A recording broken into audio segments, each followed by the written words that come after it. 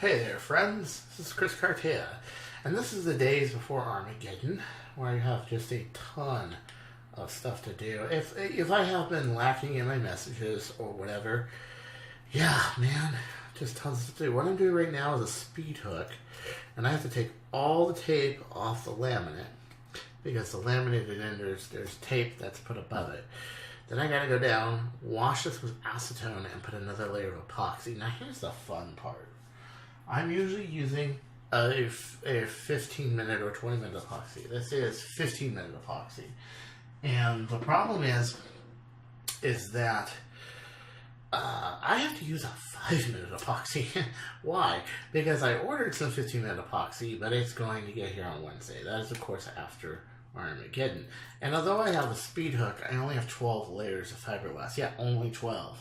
But it's thin, and I don't want to break it, so I had to go out and get some epoxy in a tube, and it does work.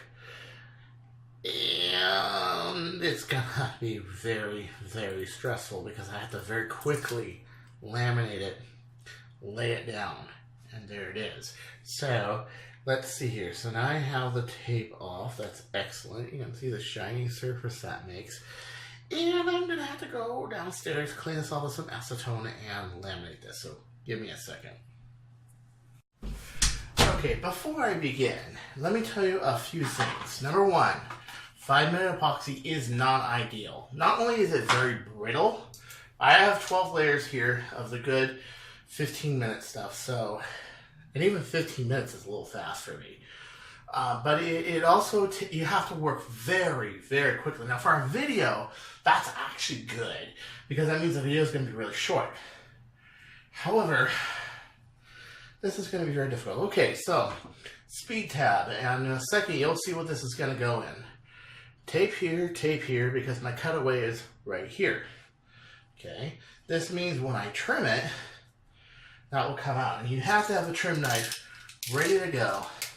And a very good pair of scissors, just ready to rip, guys. Because if you don't, you are going to have problems. Now, with this tape, will stop being stubborn.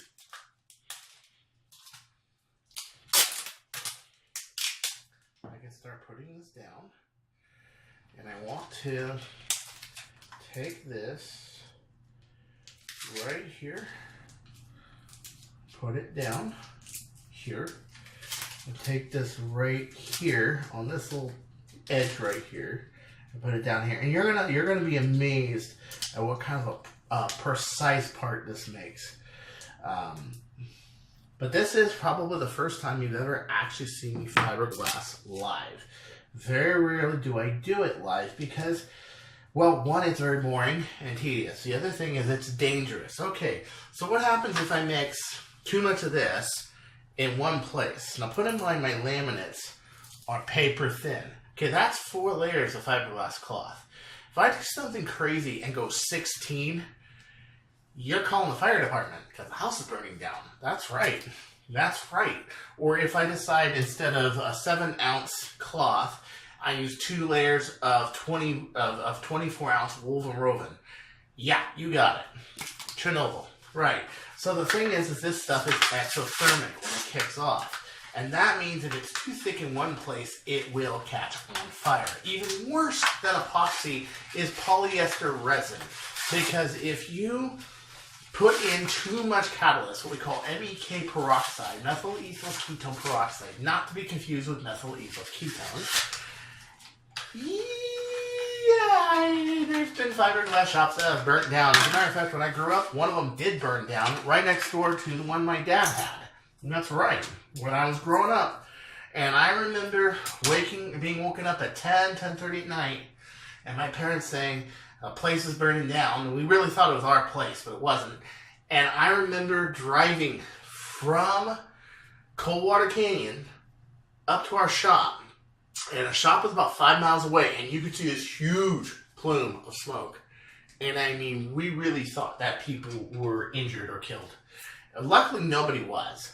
And it wasn't our shop even. It was the shop next door, which burned down under suspicious circumstances, let's just say. But yeah, it's pretty horrible. Okay, on epoxy, remember this right here. Everybody always forgets this cap until they push it down and goes, oh yeah, I have to remove that. No, do it right now. Right now as we speak. Okay. So I prefer jugs of epoxy like this, part A and part B. But in this case, I have to use this because I'm on a budget. It's the end of the month, my very last of my money, and I'm stuck using 5-minute epoxy. And nothing worse than a plunger that sticks. I want to get all the air out that I can get. If a little bit comes out of one side than the other, that's fine. I'd rather the mixture be exact than waste a little bit of part A. I'm going to stick this on here, and I'm going to put everything in one place in the sink. Why? Because if this starts catching, you got it. I can plug the drain, do that. I also have the bathroom fan running, so this isn't getting all over the house. Believe me, your parents will bitch. The other thing is this surface, okay? This is a granite countertop. However, it's a granite countertop that's been fortified like my gun barrels. Here, watch this. Watch this. Let me take a little piece off and show it to you. Been fortified with wax. So this resin comes right off. Here's a strand right here. Just comes right off. See? It doesn't stick because it's got many layers of wax to it. So just like my barrels of my blaster, this is fortified with wax. And I got that knowledge from working in fiberglass all my life, waxing those big, huge, heavy molds. I got these big arms, guys. Waxing them and waiting for the wax to completely harden and then take it off. That's how you wax something, especially in fiberglass. If you half-ass it, you're going to have defective parts. You can't do that. So the first thing I do next is I take the tape and I use this kind of like a drop cloth, okay? So I'm going to take the tape off like this. And do not try this at home. Do not try this at home. I'm only showing you to show the process.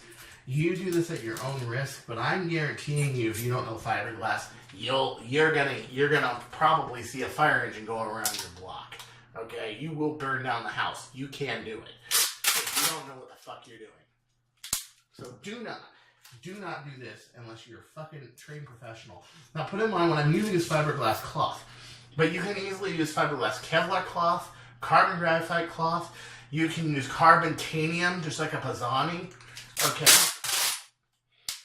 You can use a Kevlar carbon cloth, which is actually really strong because carbon tends to be brittle, and Kevlar doesn't pull apart. Kevlar doesn't laminate, doesn't soak in resin. Well, cloth soaks in resin better than graphite, better than Kevlar, and because it's such a small part, the weight savings is not worth the structural cost. And this is why most of my stuff is indeed fiberglass, because it doesn't save you anything to go graphite or Kevlar.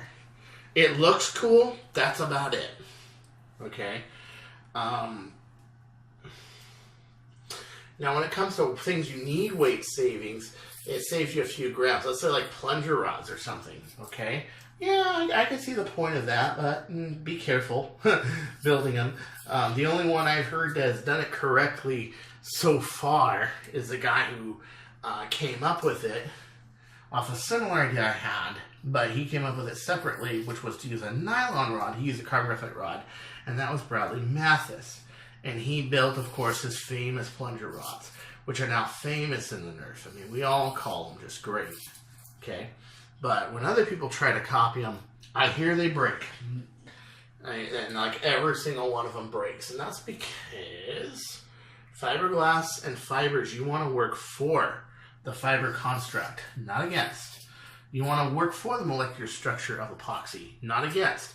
And too many people try to treat this like sheet metal or ABS or plastic.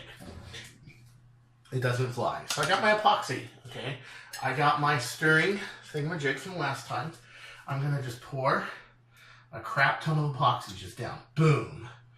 Now, fortunately, I don't have to measure this out because it is going to be 50-50, but I don't want to use too much because I want to be able to work on this another laminate a little later. So, here it is. I got it right here. So what am I going to do next? I'm going to stir it. And I am going to really stir it up. Okay, really, really get it in there until I start seeing it clouding white. Most resins have an identifier that tells you when it's catalyzed. A lot of your fire retardant resins will turn like an amber brown or a bluish purple kind of color. It's a chemical marker that tells you that it is mixed. Okay, so now I'm going to take my cloth, and I have 5 minutes, so I got to run. So if my video quality is not as good because I'm in a fucking hurry, I'm sorry guys, I'm in a hurry. This takes precedence by far. So there we are, putting a little epoxy there. Okay, and there's that. I'm going to put another layer here. That's it, like so. And then I'm going to do another right here. You have got it. Now I'm going to take this right here. I'm going to take my hands, work out all the air. I'm going to flip it over. I'm going to flip it over. And put in mind, this is 5 minutes. It's going to kick off and shit tick. So I don't have a lot of time to work the resin into my laminate. Unlike most of the time, I'm compromising because I have to use 5 minutes. I just don't have anything else available on the shelves that I can use. And I am just, you got it. You got it. Just, There it is. So I'm going to try. And, okay, so I'm going to go through between the two cores. As soon as I start feeling firming up, I know I'm in big trouble. Okay, so I'm going to put this over layer 1. Boom. Now it's a small part, thank God. That makes things a little easier. If it were a big part in 5 minutes, no fucking way could I pull this off. Just no way, okay? And now my next 3 layers. Boom. So I just put 4 layers of fiberglass cloth on there, and now I'm working out all the air bubbles. I'm working it onto the surface as so. Now, my next trick that I do, and I have to do this before it kicks off, and this is 5 minutes, so I don't have a lot of time to babble here. Here we are. I gotta take my tape. My hands are full of resin, so it's a little hard. Okay, and I put it like that. See? Like that. And I work out all my air bubbles, and this gives me a nice surface to work off of. Okay? There it is.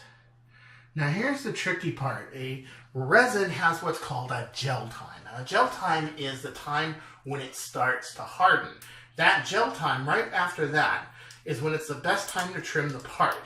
If I let this sit here overnight and then pull it, I'm going to have to pull out a grinder and grind the shit out of it and get fiberglass itchy on my skin. Now who the fuck wants that? Nobody. I've seen so many fiberglass shops just leave stuff in the mold with the overtrim hanging. Well, the way my dad did it in his shop, he was the smartest. He got a trim knife, just like the old-fashioned days, yeah. And when it finally starts to kick off, what we call gel time, because it doesn't dry, it's a chemical reaction. So you don't say dry. I remember when I was young, I'm like, Dad, why don't you say dry? And he said, no, it's when it kicks off. Because what's happening is you have these molecules with blocks on them.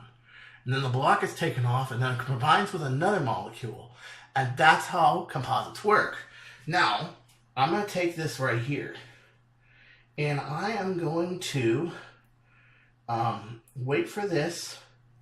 I'm going to run my hands over just like that. Okay. Make it nice and flat. And I'm going to wait for this to kick off. Now what I can do is I can sit here where I mix the resin. It's tacky, but it's not quite there yet. It's not dry. Okay, and this time is a great opportunity to pull out a bar of soap and start washing my hands when I'm waiting for this to happen.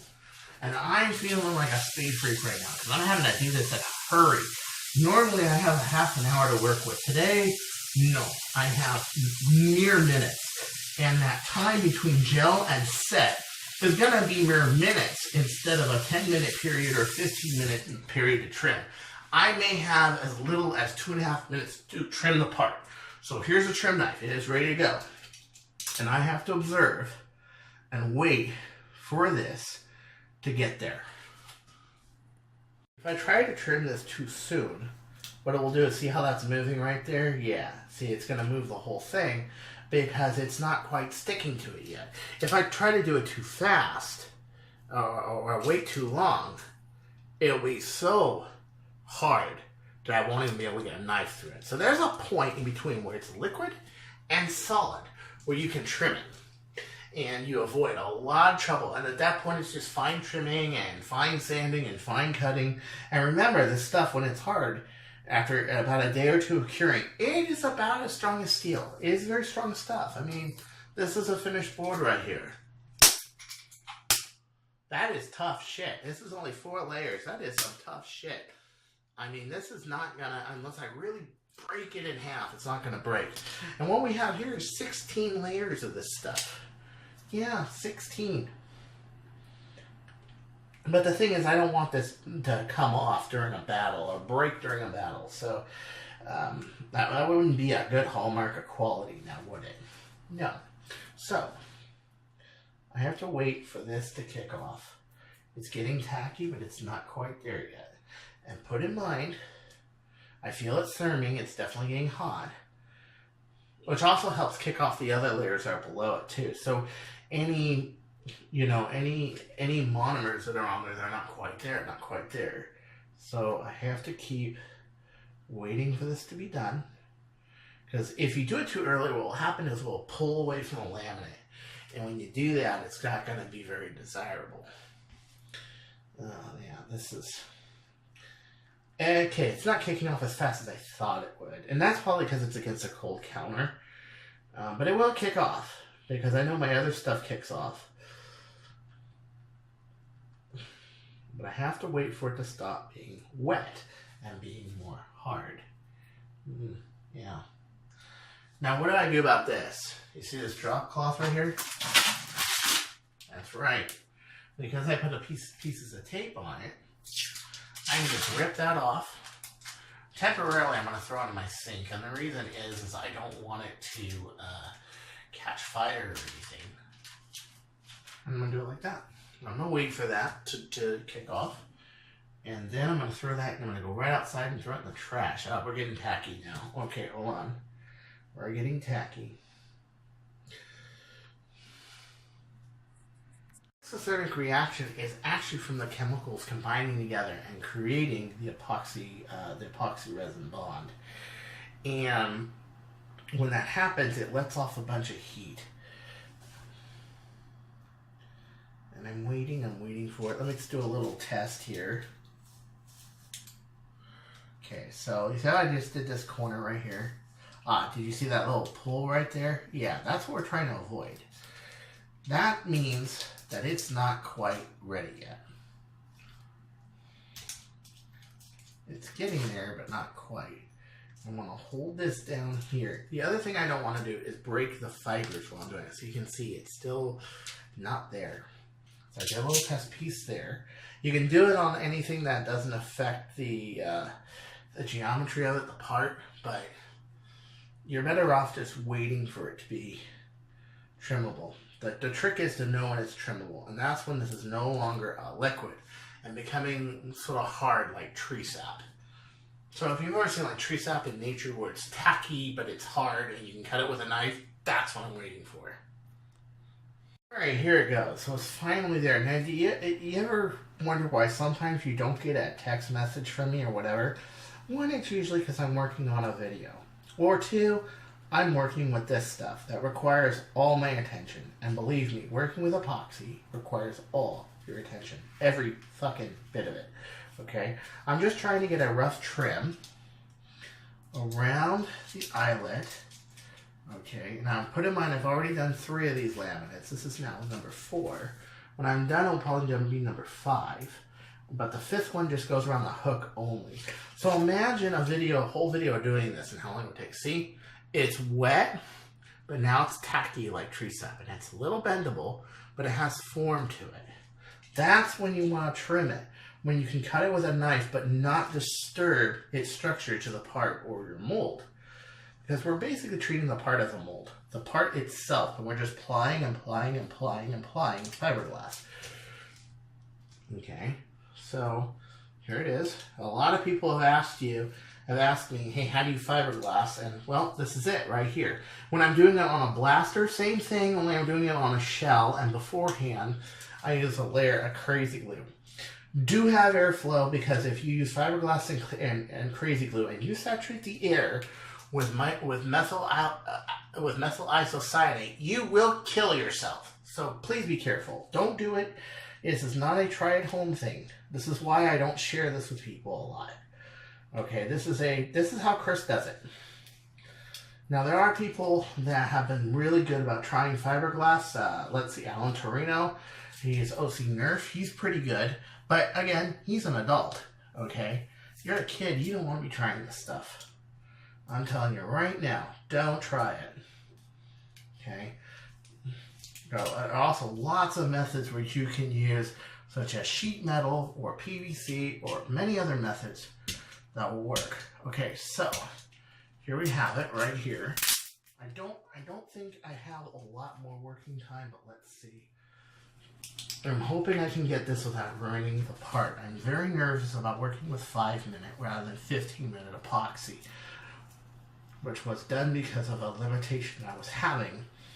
But I wanted this part to be strong enough to play at Geddon, and I didn't want to break it. It is kind of a prototype. Alright, there we go. There it is. I got a little hanging chad here. I'm just going to hit that with a knife like that. Boom. Boom. I got my basic form right there. Boom. See that? Now, for the next hour or so, I'm going to be trimming this like this. And just kind of see. You see what I mean? There's a point where we call in fiberglass working time. And in this working time, you can actually carve out your fiberglass laminate. You can trim it. You can make it what you want it to be. Okay, you can laminate it, but there's also this working time when it is kicked off, not just for laminating, but for trimming. And only very experienced people like me can use different resins and know that. Now, a lot of companies just give up. They'll hire people and they'll just lay down the cloth and the resin, or even shoot it out of a chopper gun, which I think is really terrible because your resin to catalyst mixture isn't very good. It's not very even. And you can, and they'll just trim it afterwards. They'll just there are people that are there with grinders and freaking air suits to keep the fiberglass away from their body. And they'll be out in, I mean, literally 102 degree heat outside. And they'll be trimming these parts. That's no shit. It's miserable. I couldn't imagine having a job like that, you know. Even when I worked in fiberglass, I never had to do that. And the reason why is because we knew how to trim parts. We knew how to do fiberglass correctly, okay? Not some jabroni way of doing it. And a lot of people, product managers, plant managers, they don't know, okay? And I have ran into quite a few people that, I mean, literally make stuff like the Corvette or kit cars or skis, and they just don't fucking know what they're doing, okay? It's very common, actually. They just get by with what they have, or what the, you know, the foreman beforehand did, or what have you. And back in the 50s, this was very pioneering technology, fiberglass. And there are lots of stuff out of the 50s that just bends and warps. Have you ever seen the hood of a 57 Corvette? I have never seen a hood of a 57 Corvette that's not just totally warped because they didn't get the mixture of the catalyst and the resin right, and they were using a very experimental resin at the time, you know, which back in like 57, that was, or 56 when they were making the cars in Flint, Michigan, that was cutting edge. Nowadays, it's not. Okay, and a lot of your resins were natural resins. They were cellulose-based, what have you. These are more polyester-based, epoxy-based. These are much nicer resins. We are living in very nice times. So look at that. I got some trimming to do tonight, But now I have the thickness closer to what I want, and I know this isn't going to break on me during the round. So let's go to my room and fit this real quick, and then I'm going to spend probably the rest of the night trimming the crap out of this. Before I do that, I'm taking all my trimmings right here. Do not try this at home. I am warning you. Don't do it. Okay? I am warning you. I accept no liability for you saying, oh, well, Chris did it. I can do it. No. No. I have heard so many people burn down their house this way. Now, here's this right here. I plug up the drain. Water. You got it. I'm going to throw the whole thing underwater. And I'm going to let that dry. Okay? This way it can't catch on me, okay? I know this isn't going to catch on me, but the rest of my trimmings and everything, that's right. Also, this is really good to do this in a bathroom because if something does start smoldering, you got a water supply right here, and you got a bathtub and a shower back there, okay? So where you choose to work matters as well. This is not a wood shop. This is a fiberglass shop, and you have to know that you need to keep things very safe. In my dad's shop, we had 12 fire extinguishers. 12. 2 fire hoses inside the shop, okay? And we had a hanger-sized ammonium phosphate fire extinguisher. No shit. We took this shit seriously, and the common consumer is just not going to take it seriously. And this is why I say, do not try this at home. Of course, leads to the question, Chris, what the hell is this part anyway? Well, it might look familiar to some of you that follow my channel. It's a speed tab. Look at that. See that right there? Now with this, I can take this, and I can go to my shell, and there it is, yeah. But it's too big, so what am I going to have to do? While this is kicking off, and this is why I went to this as quickly as I could, I have to trim this to fit. It's got to fit. And I got to do it in this stage. I don't have another stage to do it in. Okay? So, that means my new laminate, which is now a little harder because a little more time's gone by, I have to sit here and trim this. See this? And make this fit. Okay. As you can see, it's still tacky. It's still workable. I don't want to hurt the integrity of the part. But as you can see, that part is brutally strong. That's more than any plastic part is ever going to be. Okay, any ABS part, any nylon part. Yeah, you got it. Fiberglass. Strong fucking shit. Because once it kicks off, and I'm already feeling it is much more solid than it was. So I have to get this whole thing trimmed and ready to go before it kicks off. And you can imagine that's hard. And it is. But what I have is one of the most unique design features of any Kronos blaster it's ever built. Speed tab. And believe it or not, it is not possible to 3D print one of these and have it strong enough. You've got to make it as something like fiberglass, pretty much. Okay, so taking my screwdriver, screwing that down, see? Then I'm doing this because the resin is still tacky. My laminate before fit just fine. So now, when I'm doing what I trim, whatever I miss trimming is just squeezing into place. While it's still trimmable and tacky. Oh, look at that. Now the question, what's the story? Morning Glory. Here it is, right here. There's the speed tab. I did some more trimming and some more fitting, and now put in mind, this is no light spring, okay? This is not a light spring. This is a cut down 2mm gauge Explorer 18 kilogram spring, which is the same wire gauge as a K26, except for the fact that it is longer in free length and it has more coils. That's what gives it more power, more pre-compression. And that's why it hovers around 18 kilograms of draw. Now, you may be asking, a Turf 18.5, well that's 18.5. Well, actually that's closer to 21. And it has the power more like 28. So here we are, right here.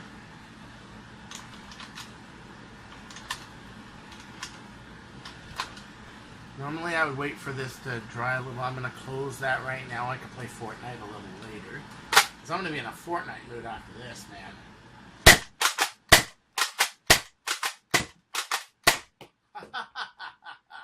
That's right. So I've got a lot to do. Tomorrow I'm going to get all my blasters together, everything ready to go, everything to throw in my car, and just get ready to go to Geddon. I got to get up at 8 to be there at 9:30. So that means I got to be out of here at 8. And to me, that is early owl time for me. That is like, I don't know how I'm going to do it. Wars, I like to start them at 12 because I hate getting up in the morning. But nonetheless, there it is. So a lot of you have asked me about how do I fiberglass stuff. Well, I showed you a very simplified, minimized one laminate. And put in mind, there's going to be 5 when this is done of this. And on a blaster like the Mauser Fire, that took a good amount of laminates. I would say about 6 laminates per side to do. And I had to do one side at a time. So you can imagine how much a blaster like that costs. And the reason being, it's custom. It takes a long time to build.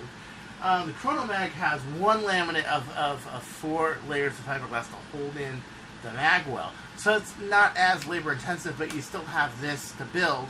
And I still have one commission that I'm building for a friend that I haven't finished. I'm going to finish after Geddon Chronomag that needs a speed hook because I built 3 speed hooks and the all didn't turn out right. And so trust me, there is some spoilage here. There is some wastage. Like you'll try to build it, it won't come out right.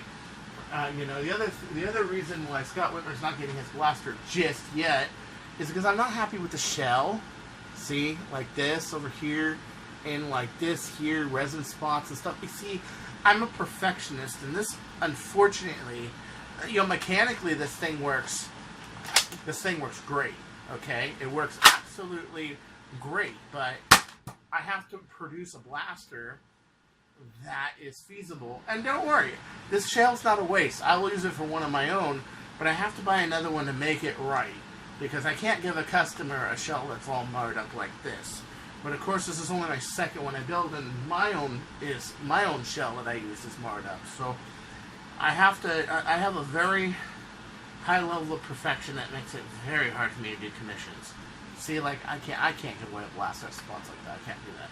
So until next time, this is Cartea saying, don't go changing, or I will fucking find you, mofo.